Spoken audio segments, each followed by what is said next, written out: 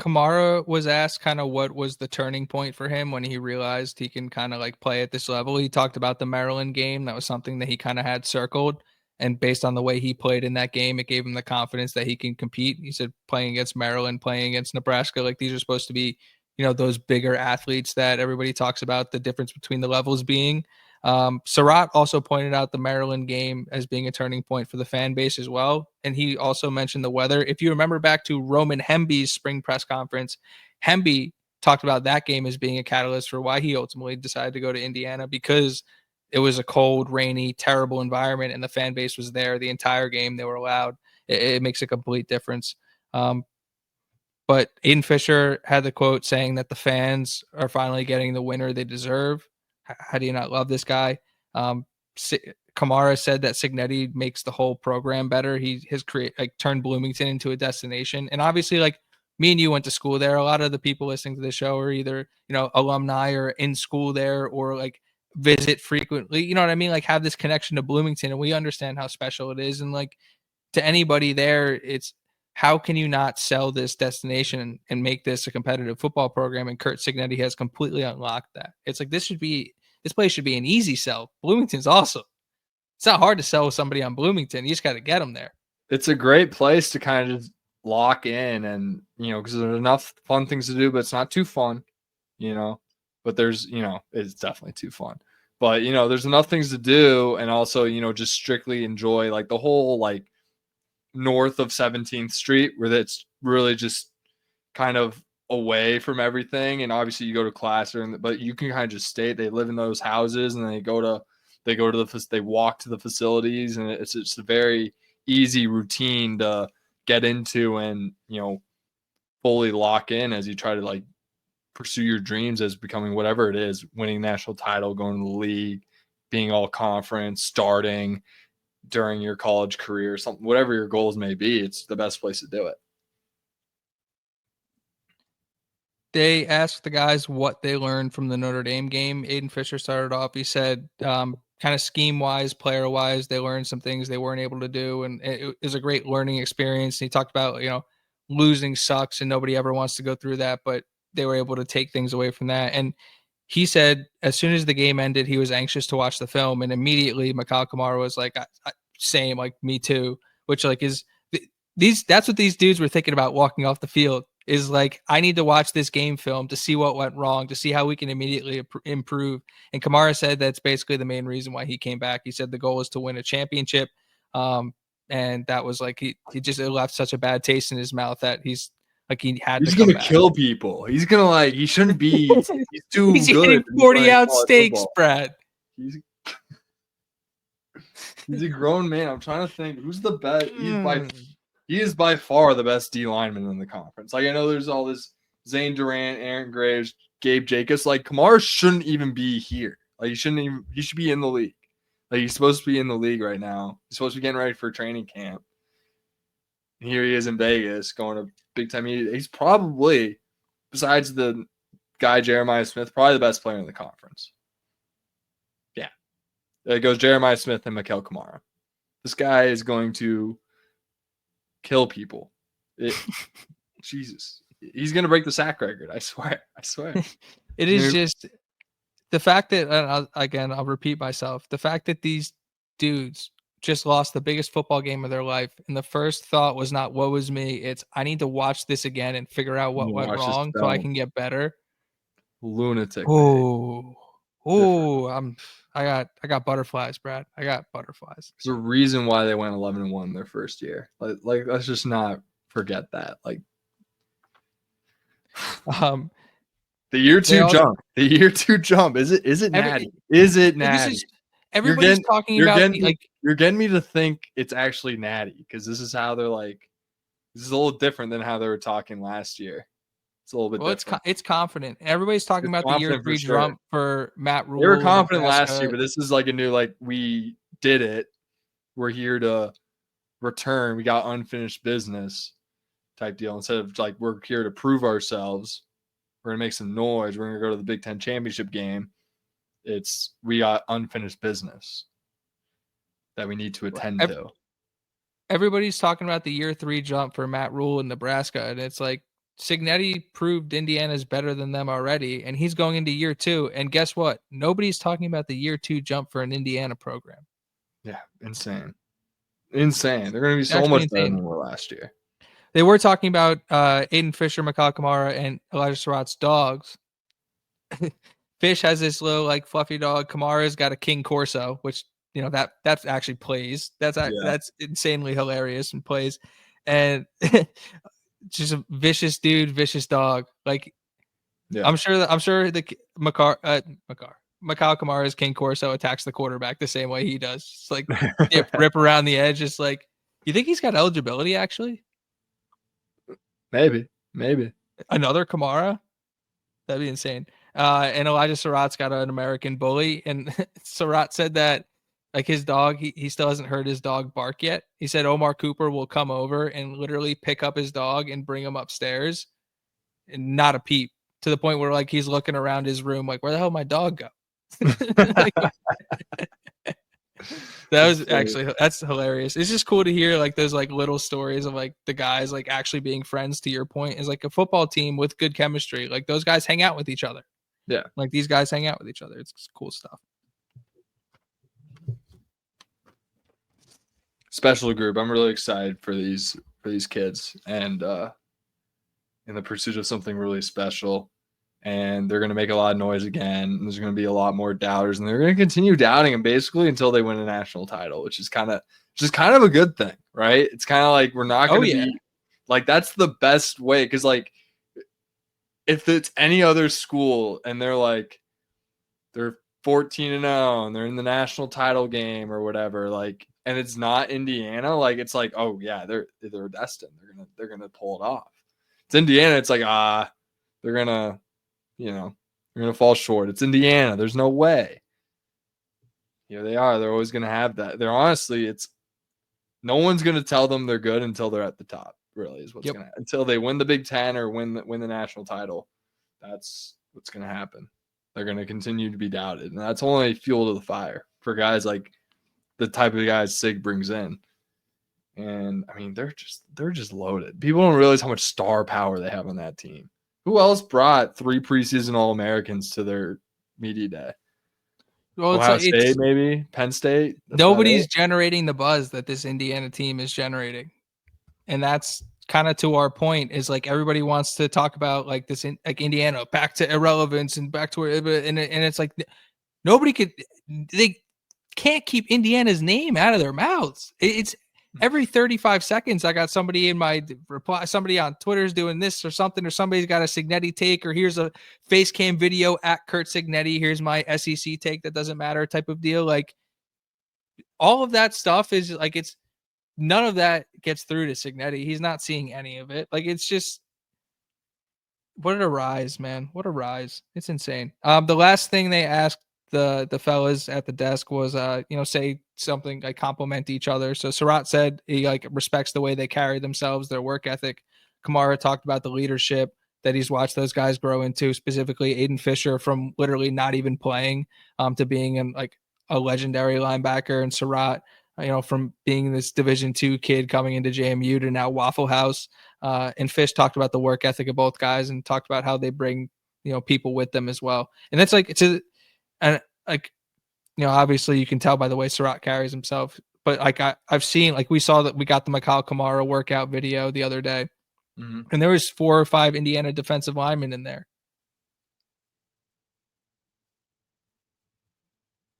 So, but yeah, I tweeted this out. It's just, if you couldn't pick 3 better program representations than these 3 guys. Now, like, were there other guys that would have went and represented the program beautifully? Yes. Are there a bunch of guys that are highly capable of that? Absolutely. But when you talk about this Indiana football team, obviously you're going to throw D'Angelo Pons in there as well with these 3 guys. But with Pons not being a senior, there you go.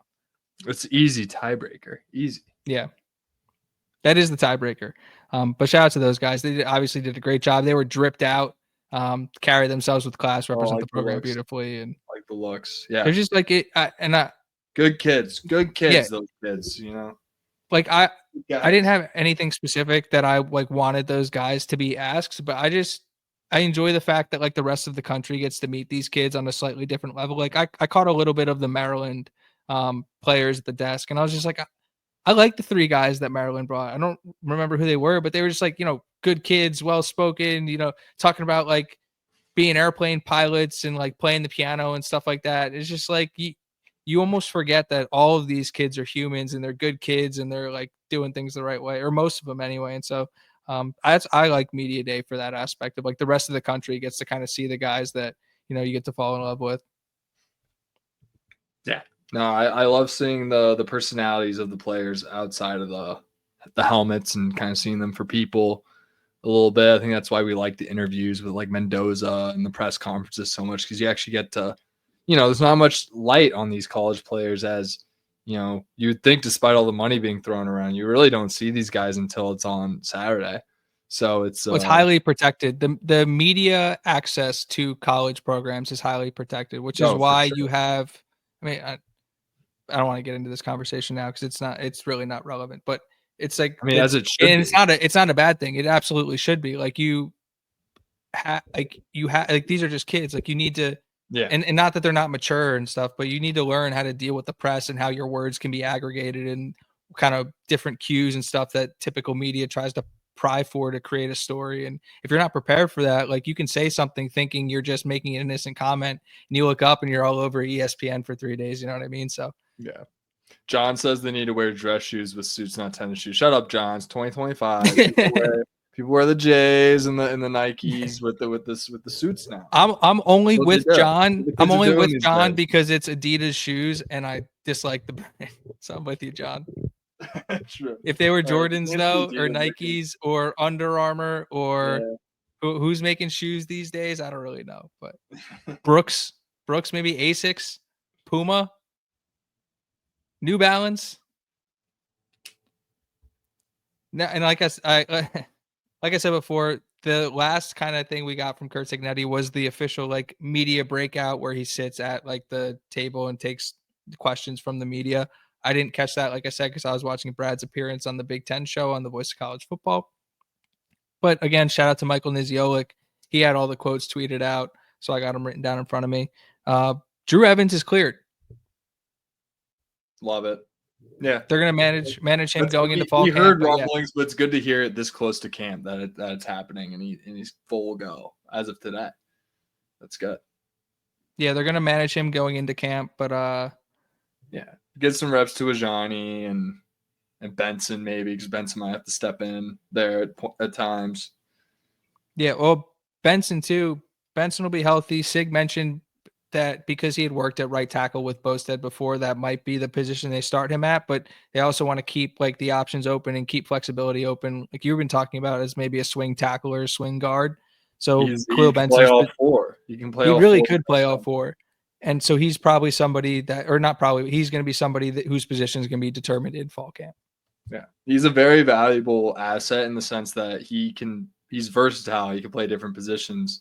Very similar to Matthew Bedford. They were both put in a very weird spots where they were moving around all the time back in the Tom Allen days. And Benson brings that versatility. Obviously, Bedford, we're going to see him in Eugene this year. But